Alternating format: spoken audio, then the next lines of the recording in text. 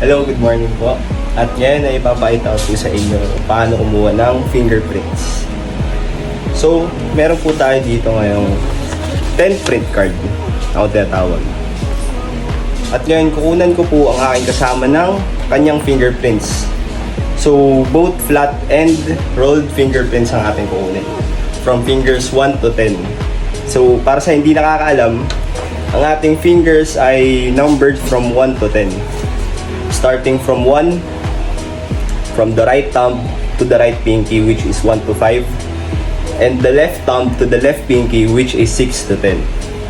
So, sisimulan na po natin. At papakilala ko na po ang ating special guest. Pasok na po. Ayan. Siya po ang aking utol at kukunan ko na po siya ng kanyang fingerprint. So, sa pagkuha po ng fingerprint, pagdating po sa rolled fingerprint, hindi lang po natin basta ididikit o idadampi ang daliri sa ink pad. Kailangan from side to side, sulok hanggang sulok, ay kukunin natin. At hindi rin po dapat sobrang tigas ang pagkuha ng fingerprint dahil hindi po siya makikita, hindi po makikita yung details ng maayos pag masyado pong makapal yung tinta nakakalat. Kaya gentle lang po sa pagdampi sa pagkuha ng ink, kaya gentle lang din po sa pagdampi papunta sa ating 10 print card. So ayun po. And so makikita nyo po, ang use po ng rolled fingerprint ay para po makita natin ang full details ng ating fingerprint pattern. So, gawin lang po natin ang same procedure sa natitirang fingers. At pagkukuha po ng fingerprint at maglalagay na po sa ating 10 print card, mas advisable po talaga na nasa edge of the table or edge of something kayo pag maglalagay para hindi po distracted ang ating fingers at relaxed ang ating pagdamp. At kung mapapansin nyo po, kahit kaya niya naman po na siya na mismo po yung maglagay ng ink at maglagay ng kanyang fingerprint sa ating card, ay ginagawa ko pa rin pong tulungan o ako na po mismo ang naglalagay.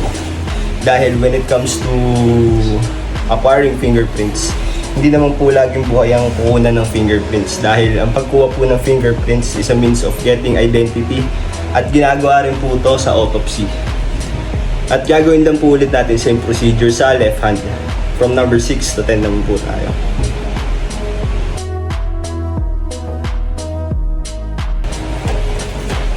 Okay, so tapos na po tayo sa ating rolled fingerprints.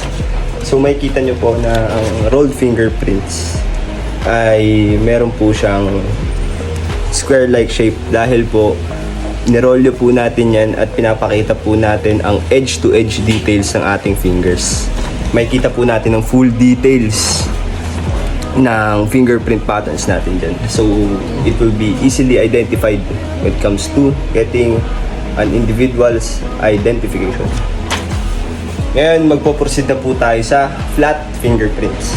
So, sa pagkuha naman po ng flat fingerprint, ang pinagkaiba lang po nito sa rolled ay medyo mag-a-apply po tayo ng onting force at ang paglapag niya po sa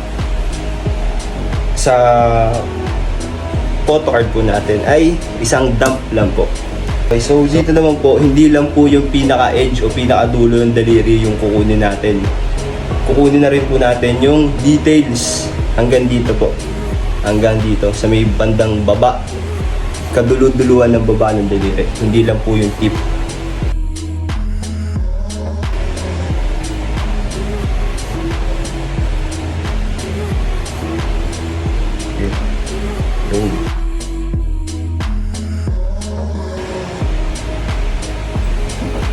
Dalawang thumb. So yan na po ang ating final. Ito po nasa taas, yan po ang ating fingers 1 to 10. From right thumb to right pinky, left thumb to left pinky. Yan po ang ating rolled fingerprints. Tapos nasa baba po, yan po ang ating full details ng flat fingerprints. From fingers 1 to 10 din po yan.